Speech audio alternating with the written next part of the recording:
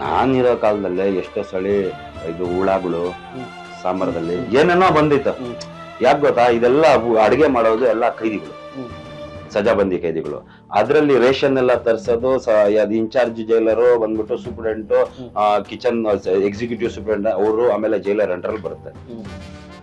ಇಷ್ಟಂಟ indent ಇರುತ್ತೆ.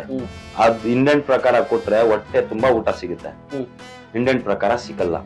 ಇವಾಗ ನೀವು ಊಟ ಮಾಡಲ್ಲ, ನಿಮ್ಗೆ ಊಟ ಸಾಲಿಲ್ಲ, ಒಂದ್ ಚಪಾತಿ ಬೇಕು, ನಿಮ್ಗೆ ಚಪಾತಿ ಬೇಕಂತ ಹೇಳಿದ್ರೆ ಹಂಗೆ ಕೊಡಲ್ಲ ಅವರು.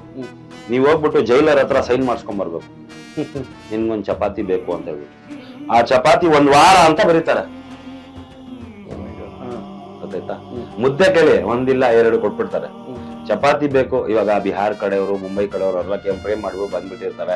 ಇಲ್ಲ ಯಾರೋ ನಮ್ಮವರೇ ಬೆಂಗಳೂರಿನವರೇ ಮುದ್ದೆ ಮಾಡಲ್ಲ, ಚಪಾತಿ ಇದ್ರೆ ತಿಂತಾರೆ. ಒಂದು ಕಟ್ರು ಇರುತ್ತೆ, ಈ ತರ ಕಪ್ಪು ಆ ಕಪ್ಪಲ್ಲಿ ಹಿಂಗ್ ಎತ್ತಿ ಹಾಕ್ಬಿಡ್ತಾರೆ, ಇಷ್ಟೇ. ಅದೇನ್ ವೆಯ್ಟ್ ಮಾಡಲ್ಲ, ಏನಿಲ್ಲ, ಒಂದ್ ಅಂದಾಜಿಂದ ಹಾಕ್ಬಿಡ್ತಾರೆ. ಊಟ ಜಾಸ್ತಿ ಕೇಳಲ್ಲ. ಊಟ ಜಾಸ್ತಿ ಕೇಳ್ಬೇಕಂತ ಹೇಳಿದ್ರೆ, ಊಟ ನಮ್ಗೆ ಜಾಸ್ತಿ ಬೇಕಂದ್ರೆ ಯಾವ ಸಜಾಬಂದಿ ತಗೊಂಬಂದ್ ಕೊಡ್ತಾರಲ್ಲ, ಅವ್ನಿಗೆ ನಾವು ನೋಡ್ಕೊಬೇಕು. ಆಯ್ತು ಕೊಡ್ತೀನಿ ಹೋಗು ಅಂತ ಹೇಳಿ.